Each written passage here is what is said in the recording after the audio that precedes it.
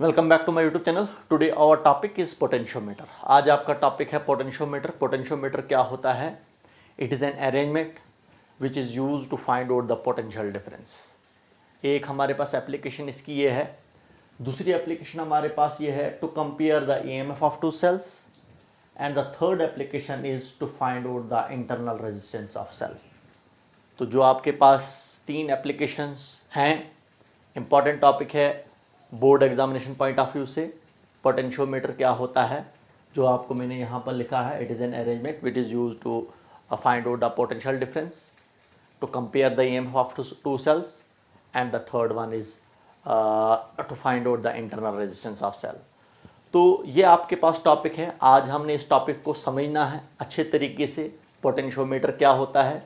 देखिए, potentio means potential difference, and meter आपके पास एक कैसा डिवाइस होता है? मीटर मीन्स एक डिवाइस जिसके ज़रिए से आप पोटेंशियल डिफरेंस को आप मेजर करते हो आप। तो हमने इससे पहले वोल्टमीटर भी पढ़ा है। वोल्टमीटर क्या होता है? तो वोल्टमीटर भी आपके पास एक ऐसा ही डिवाइस होता है जिसके ज़रिए से आप पोटेंशियल डिफरेंस मेजर कर सकते हो आप।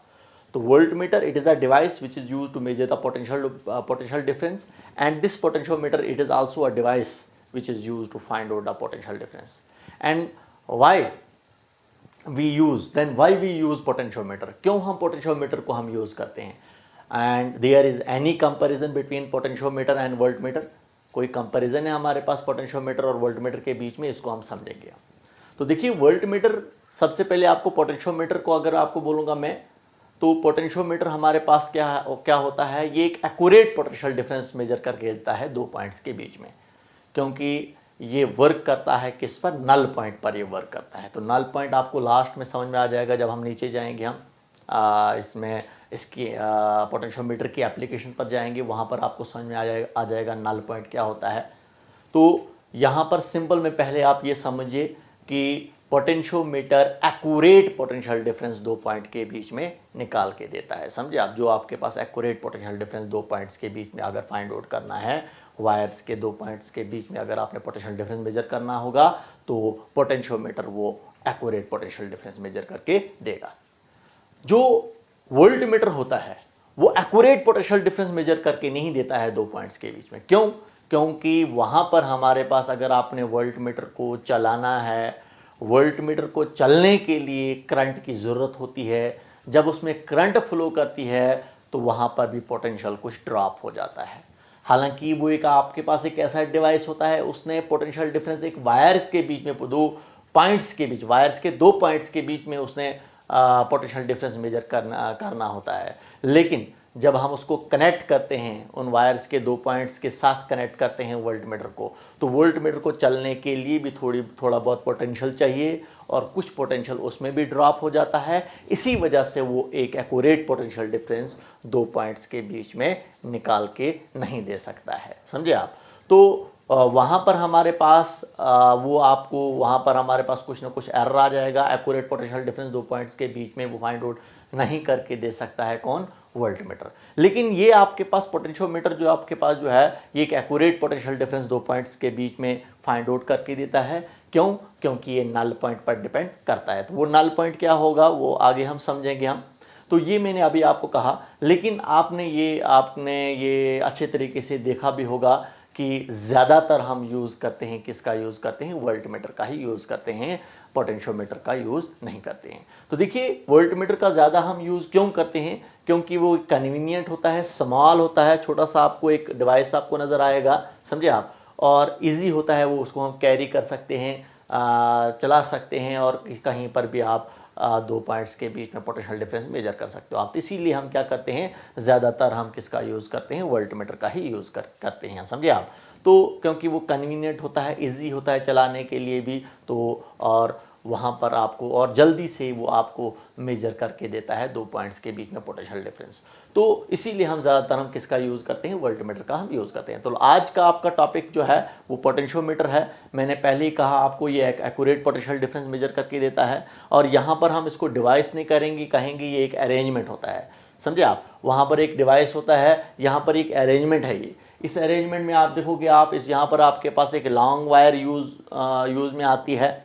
वहाँ पर यहाँ पर आपको आपके पास रियोस्टेट होता है, बैटरी होती है, एमीटर होता है, जॉकी होती है, मीटर स्केल होती है, और इन अरेंजमेंट्स, इन ये जो हमारे पास अरेंजमेंट है, इन अरेंजमेंट्स को मिलाकर आपके पास ये आपका पोटेंशियोमीटर बनता है, जिसके ज़रिए से हम क्या मेजर कर सकते हैं, पोटेंशियल डिफरेंस मेजर करते हैं। तो वही यहाँ पर लिखा है मैंने, it is an arrangement which is used for measuring potential difference. पहली application to compare EMF of two cells, दूसरी application to find out the internal resistance of cell. अब देखिए हम इसकी कंस्ट्रक्शन पर जाएंगे। हम यहाँ पर मैंने ये बना कर रखा है, पोटेंशियोमीटर हमारे पास क्या है, ये एक लॉन्ग वायर होती है, it is consist of long wire, जो हमारे पास लॉन्ग वायर ए से लेकर बी तक है, ऐसे ऐसे ऐसे ऐसे, समझे आप।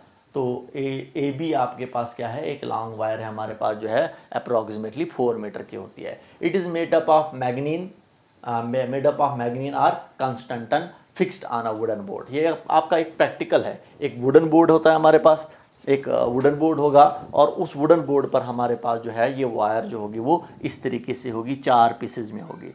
ये 1 मीटर यहाँ से लेकर यहाँ तक 100 सेंटीमीटर हम कहेंगे, हम यहाँ से लेकर यहाँ तक हो गया 200 सेंटीमीटर, यहाँ से लेकर यहाँ तक हो गया 300 सेंटीमीटर, यहाँ से लेकर यहाँ तक हो गया आपके पास 400 सेंटीमीटर। तो 400 सेंटीमीटर 4 मीटर्स के इक्वल होता है। तो हम बोलते हैं यहाँ पर आपके पास इस वायर की लेंथ जो होगी, अप्रॉक्सीमेट लेंथ जो होगी वो 4 मीटर होगी। तो देखिए इस वायर का ये बी, एक एंड हमारा ए है और दूसरा एंड हमारे पास बी है। तो इस बी एंड के साथ यहाँ पर ए और बी के बीच में हम कहेंगे, हम यहाँ पर आपके पास एक एंड ए है और दूसरा एंड बी है। तो इसके बीच में यहाँ पर एक की लगी हुई है जो सर्किट को क्लोज कर सकती है, ओपन कर सकती है। रियोस्टेट लगा हुआ है जो रेजिस्टेंस को एडजस्ट करता है। It is use to adjust the resistance. हम अपनी मर्जी से रेजिस्टेंस रख सकते हैं, जितना आप चाहोगे रेजिस्टेंस रखना, जिसको हम आर एस से रिप्रेजेंट करते हैं। यहाँ पर एमीटर लगा हुआ है, एमीटर आपके पास है। तो एमीटर हमारे पास क्या होता है, ये करंट को मेजर करके देता है। और यहाँ पर आपके पास सेल है, सेल हमारा, ये बैटरी है आपके पास, बैटरी जो है वो करंट को ड्रा करती है, किसमें, इस वायर में। आपके पास जो एक वायर है, ये इसका पॉजिटिव टर्मिनल, ये इसका नेगेटिव टर्मिनल।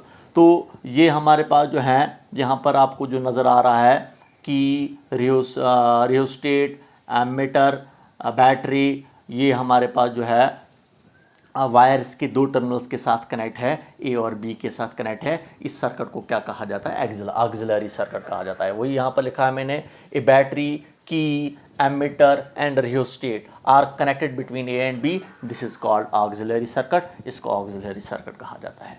ए टर्मिनल के साथ यहाँ पर वोल्टमीटर लगा होता है, समझे आप, वोल्टमीटर लगा हुआ है जो पोटेंशियल डिफरेंस मेजर करके देगा हमारे पास वायर के किसी भी 2 पॉइंट्स के बीच में।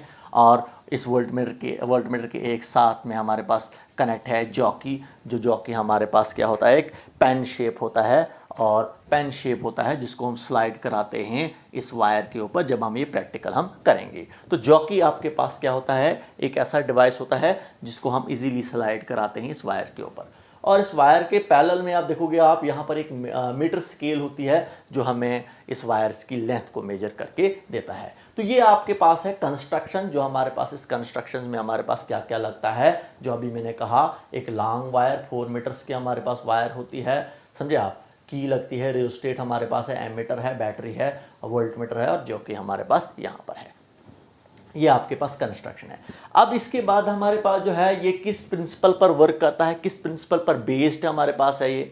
तो देखिए ये हमारे पास किस प्रिंसिपल पर बेस्ड है, it is based on potential drop in a wire of uniform resistance is directly proportional to the length of the wire, समझे आप। तो ये जो हमारे पास जो है, जो हमारे पास पोटेंशियल ड्रॉप होता है किस में, इस वायर में, या हम कहेंगे पोटेंशियल डिफरेंस जो हमारे पास वायर में होता है, वो डायरेक्टली प्रोपोर्शनल टू द हमारे पास लेंथ ऑफ द वायर के होता है, समझे आप। यहाँ पर अगर मैं कहूँगा, मैं पोटेंशियल ड्रॉप या potential difference is directly proportional to the length of wire, समझे आप। देखिए यहाँ पर थोड़ा सा, अगर यहाँ पर आपको मैं समझाऊंगा, मैं थोड़ा सा अभी इस पूरे सर्किट्स को नहीं, यहाँ पर एक छोटा सा सर्किट रिप्रेजेंट करूँगा मैं। जैसे आपके पास यहाँ पर एक सेल कनेक्ट करेंगे, सेल कनेक्ट किया, और यहाँ पर आपके पास एक वायर है। अगर ये सेल जो हमारे पास ये 10 वोल्ट का है, समझे आप, 10 वोल्ट का हमारे पास है, और ये आपके पास एक वायर ले रहा हूँ मैं, ये आपके पास वायर है हमारे पास ए बी वायर ले ली मैं। अगर ये 10 वोल्ट का हमारे पास है, इसमें पोटेंशियल डिफरेंस कितना है, 10 वोल्ट का है। अगर 10 वोल्ट का पोटेंशियल डिफरेंस है, इसका मतलब ये आपके पास पॉजिटिव टर्मिनल हमारे पास 10 वोल्ट पर होगा और नेगेटिव टर्मिनल हमारे पास कितने वोल्ट पर होगा, 0 वोल्ट पर होगा, तभी जाकर पोटेंशियल डिफरेंस कितना बनेगा, 10 वोल्ट का होगा। क्योंकि पोटेंशियल डिफरेंस जो होता है हमारे पास, जिसको हम डेल्टा वी से रिप्रेजेंट करते हैं, वो higher potential minus lower potential का इक्वल होता है। अगर ये हायर पोटेंशियल है 10 और लोअर पोटेंशियल क्या है 0 है, तो 10 माइनस 0 हो गया 10 वोल्ट, तो पोटेंशियल डिफरेंस हमारे पास सेल के बीच में कितना है, 10 वोल्ट का है। अब देखिए अगर ये नेगेटिव टर्मिनल हमारे पास 0 वोल्ट पर है तो होगा, तो ये बी नेगेटिव टर्मिनल हमारे पास बी के साथ कनेक्ट है, तो इसका मतलब ये भी आपके पास 0 पोटेंशियल पर होगा। और ये पॉजिटिव टर्मिनल अगर हमारे पास 10 वोल्ट पर है तो हमारे पास ए टर्मिनल भी हमारे पास किस वोल्ट पर होगा, 10 वोल्ट पर होगा। तो देखिए अब ए और बी के बीच में भी आपके पास पोटेंशियल डिफरेंस कितना आ रहा है, दैट इज 10 वोल्ट का पोटेंशियल डिफरेंस आ रहा है, समझे आप। अब देखिए इसका मतलब पोटेंशियल हमारे पास इसमें इस वायर में ड्रॉप हो जाएगा। अब देखो हमारे पास अगर ये हमारे पास यहाँ से लेकर यहाँ ए से लेकर बी, ए और बी के बीच में पोटेंशियल डिफरेंस कितना आ रहा है, 10 वोल्ट का पोटेंशियल डिफरेंस आ रहा है। बीच में अगर सी ले रहा हूँ मैं, तो अगर हम बोलेंगे, आप बोलो ए और सी के बीच में पोटेंशियल डिफरेंस कितना होगा, यहाँ से लेकर यहाँ तक, ए से लेकर बी तक पोटेंशियल डिफरेंस कितना है हमारे पास, ए से लेकर बी तक हमारे पास पोटेंशियल डिफरेंस जो है वो 10 वोल्ट का है। इसका मतलब ए और सी तक हमारे पास पोटेंशियल डिफरेंस कितना होगा, ए और सी के बीच में पोटेंशियल डिफरेंस कितना होगा, वो भी 5 वोल्ट का होगा। इसका मतलब सी पॉइंट जो होगा वो 5 वोल्ट पर होगा, समझे आप। सी पॉइंट पर हमारे पास पोटेंशियल कितना होगा, वो 5 वोल्ट का होगा। देखिए अगर ए और सी के बीच में पोटेंशियल डिफरेंस निकालेंगे हम, तो ए और सी के बीच में पोटेंशियल डिफरेंस कितना होगा, देखिए हमारे पास जो है हायर पोटेंशियल यहाँ पर हमारे पास है 10, ए और सी के बीच में हम निकाल रहे हैं, तो 10 माइनस सी पर कितना पोटेंशियल है 5, तो 10 माइनस 5 हो गया 5 वोल्ट। इसका मतलब ए और सी के बीच में हमारे पास पोटेंशियल कितना हो गया, आपके पास पोटेंशियल डिफरेंस कितना हो गया 5 वोल्ट का। इसी तरीके से अगर हम निकालेंगे सी और बी के बीच में पोटेंशियल डिफरेंस, तो सी और बी के बीच में हमारे पास पोटेंशियल डिफरेंस कितना होगा, दैट इज हमारे पास जो होगा, दैट इज ये भी हमारे पास जो होगा 5 वोल्ट का ही होगा, क्योंकि 5 माइनस 0 हो गया 5, तो 5 वोल्ट का पोटेंशियल डिफरेंस होगा। तो यहां पर इसका मतलब हमारे पास जितना पोटेंशियल हमारे पास इस सेल का होगा, उतना ही हमारे पास पोटेंशियल हमारे पास जो होगा ए और बी के बीच में होगा, और हमारे पास ये पोटेंशियल ड्रॉप होता जाएगा, समझे आप। जितनी हमारे पास लेंथ कम होती जाएगी, पहले हमारे पास लेंथ ए बी थी आपके पास, और आपके पास पोटेंशियल डिफरेंस कितना था, ए और बी के बीच में पोटेंशियल डिफरेंस कितना था आपके पास 10 वोल्ट का। जब हमने ए और सी के बीच में पोटेंशियल डिफरेंस फाइंड आउट किया, ए और सी के बीच में हमारे पास लेंथ क्या हो गई, डिक्रीज हो गई। ए और सी के बीच में पोटेंशियल डिफरेंस कितना आया, 5 वोल्ट का पोटेंशियल डिफरेंस आया। इसका मतलब अगर हमारे पास लेंथ बढ़ रही है तो पोटेंशियल डिफरेंस भी बढ़ रहा है, अगर लेंथ हमारे पास कम हो रही है तो पोटेंशियल डिफरेंस भी हमारे पास क्या हो रहा है, वो कम हो रहा है। इसी का प्रूफ अभी हम निकालेंगे। तो वही मैंने कहा potential difference is directly proportional to length. तो जितनी लेंथ बढ़ेगी उतना हमारे पास पोटेंशियल डिफरेंस भी बढ़ जाएगा, समझे आप। उतना ही हमारे पास पोटेंशियल भी ड्रॉप होता जाएगा, उतना ही ज़्यादा। जितनी लेंथ हमारे पास कम होती जाएगी उतना ही हमारे पास पोटेंशियल डिफरेंस भी कम होता जाएगा। इसी का प्रूफ अभी हम निकालेंगे। प्रूफ अभी हम इसका निकालेंगे तो आपको पता है, यहाँ पर अगर मैं कहूँगा मैं हमारे पास जो है हम इस पोटेंशियोमेट्रिक वायर में कांस्टेंट करंट फ्लो कराते हैं, समझे आप। कांस्टेंट करंट कैसे फ्लो कराते हैं, हम रेजिस्टेंस को RH आपके पास रियोस्टेट होता है, रियोस्टेट के ज़रिए से हम रेजिस्टेंस को क्या करते हैं, हम एडजस्ट कर देते हैं। जब हम रेजिस्टेंस को एडजस्ट कर देंगे हम, तो अब जो हमारे पास इस वायर में जो करंट फ्लो करेगी वो कांस्टेंट करंट फ्लो करेगी, समझे आप। क्योंकि आपने रेजिस्टेंस को फिक्स करके रखा 2 ओम पर या 3 ओम पर। रेजिस्टेंस के चेंज होने की वजह से करंट भी हमारे पास चेंज हो जाती है। ए बी वायर में हमारे पास करंट चेंज होएगी। जब हमारे पास रेजिस्टेंस हमारे पास फिक्स होगा तो करंट हमारे पास जो फ्लो करेगी इसमें वो कौन सी करंट होगी, वो कांस्टेंट करंट होगी, फिक्स करंट होगी, समझे आप। क्लियर आपको। या 5 वोल्ट का या 10 वोल्ट का हमारे पास फिक्स करंट, हमारा 5 एम्पियर की या 3 एम्पियर की जितनी हमारे पास करंट फ्लो करेगी वो फिक्स करंट हमारे पास ए बी वायर में करंट हमें फ्लो करेगी, वो कांस्टेंट करंट होगी। और यहाँ पर एरिया ऑफ क्रॉस सेक्शन जो इस वायर का होता है वो भी हमारे पास क्या होता है, वो भी कांस्टेंट होता है, वो भी यूनिफॉर्म होता है, समझे आप। हम कहेंगे उसको यूनिफॉर्म। यहाँ पर एरिया ऑफ क्रॉस सेक्शन इस वायर का कभी भी हमारे पास चेंज नहीं होता है, किसमें, इस पोटेंशियोमेट्रिक वायर में, समझे आप। तो करंट भी कांस्टेंट है, रेजिस्टेंस भी कांस्टेंट है, और हमारे पास area of cross section of the wire वो भी यहाँ पर कांस्टेंट होता है। तो according to Ohm's law, according to Ohm's law, Ohm's law को जब हम समझेंगे हम, तो ओम्स लॉ कहता है हमें V is equal to I R. V is equal to I R. Potential difference जो होता है वो करंट इनटू रेजिस्टेंस के इक्वल होता है। इसी को सीधा करके लिखेंगे हम, इसको ऐसे भी लिख सकता हूँ मैं, आर आई भी लिख सकता हूँ मैं, और यहाँ पर आपको समझ में आ जाएगा। अभी हमारे पास जो है V इज इक्वल टू, यहाँ पर आपके पास जो है आर जो होता है, आर हमने ऑलरेडी पढ़ा है, रेजिस्टेंस जो होता है ये किसका होता है, रो एल अपान ए के इक्वल भी होता है, और ये आई हमारे पास साथ में है। तो रो आपको पता है, रो होता है रेजिस्टिविटी ऑफ कंडक्टर, समझे आप, रेजिस्टिविटी ऑफ कंडक्टर या स्पेसिफिक रेजिस्टेंस भी हम बोलते हैं उसको। ये रेजिस्टेंस जो होता है जो हमें किस पर डिपेंड करता है, nature and material of the conductors पर, समझे आप। ये कंडक्टर किस नेचर का है, समझे आप, इसका नेचर कैसा है और इसका मटेरियल कौन सा है, समझे आप। नेचर एंड मटेरियल्स पर डिपेंड करता है, समझे आप।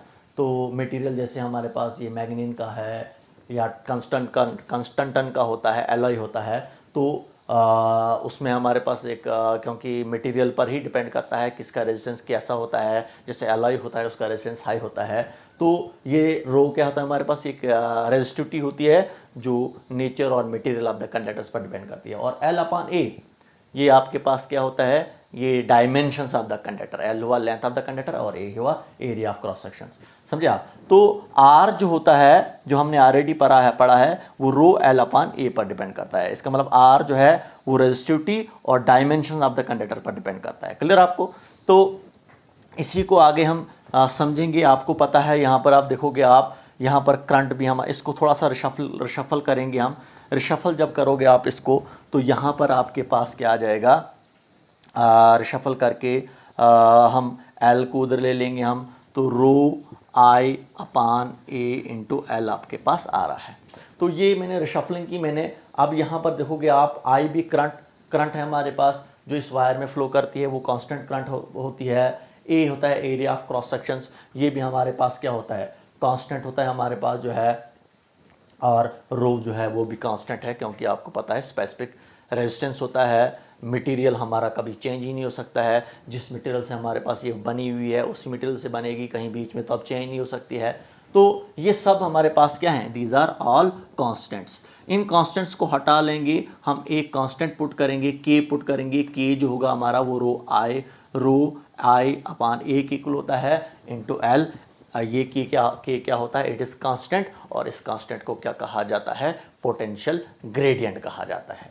तो यहाँ पर देखिए हमारे पास, यहाँ पर आपको कहूँगा मैं, ये जो आपको पास करके इसको नोट करोगे आप, तो ये जो आपके पास यहाँ पर आ रहा है, ये के क्या होता है, इस के को क्या कहा जाता है, इसको कहा जाता है पोटेंशियल ग्रेडियंट कहा जाता है, पोटेंशियल ग्रेडियंट। जहाँ पर भी आप ये ग्रेडियंट सुनते हो आप, तो ग्रेडियंट जो है वो डिपेंड करता है किस पर, लेंथ पर डिपेंड करता है। अगर आप यहाँ देखोगे, आप ये के की वैल्यू निकालना चाहोगे तो के किसके इक्वल आएगा, K is equal to V upon L के इक्वल आएगा। इसका मतलब ये हुआ कि पोटेंशियल ग्रेडियंट होता है, ये drop of potential per unit length पर डिपेंड करता है कि हमारा कितना पोटेंशियल ड्रॉप हो रहा है पर यूनिट लेंथ।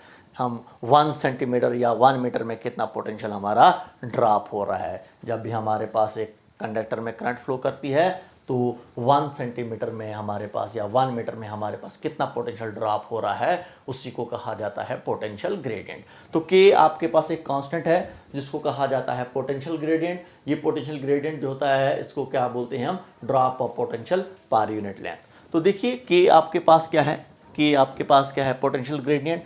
अब देखिए ये के कांस्टेंट ही होता है। अगर हम इस कांस्टेंट को हटा लेते हैं तो हम डायरेक्टली प्रोपोर्शनल का यूज़ करते हैं, डायरेक्टली प्रोपोर्शनल टू एल। तो ये हमने प्रूफ निकाला किसका, हमने प्रिंसिपल जो मैंने पहले ही कहा था, पोटेंशियल डिफरेंस जो होता है या ड्रॉप ऑफ पोटेंशियल जो होता है वो डायरेक्टली प्रोपोर्शनल टू लेंथ होता है। तो यहाँ पर भी हमने फाइंड आउट किया कि हमारे पास ड्रॉप ऑफ पोटेंशियल जो होता है वो डायरेक्टली प्रोपोर्शनल टू लेंथ होता है। तो जितनी हमारे पास लेंथ बढ़ेगी उतना हमारे पास पोटेंशियल डिफरेंस भी बढ़ेगा या ड्रॉप ऑफ पोटेंशियल भी बढ़ जाएगा, समझे आप। जब हमारे पास लेंथ कम हो जाएगी तो हमारा पोटेंशियल डिफरेंस भी कम हो जाएगा। तो ये हमारे पास इस प्रिंसिपल पर हमारा ये पोटेंशियोमीटर जो है वर्क करता है। अब हम इसकी पहली एप्लीकेशंस फाइंड आउट करेंगे to find out the potential difference. उसके बाद हम इसकी दूसरी एप्लीकेशन फाइंड आउट करेंगे। दूसरी एप्लीकेशन इसकी क्या है, to compare the EMF of two cells. और तीसरी एप्लीकेशन हमारे पास क्या है इसकी, to find out the internal resistance of cell.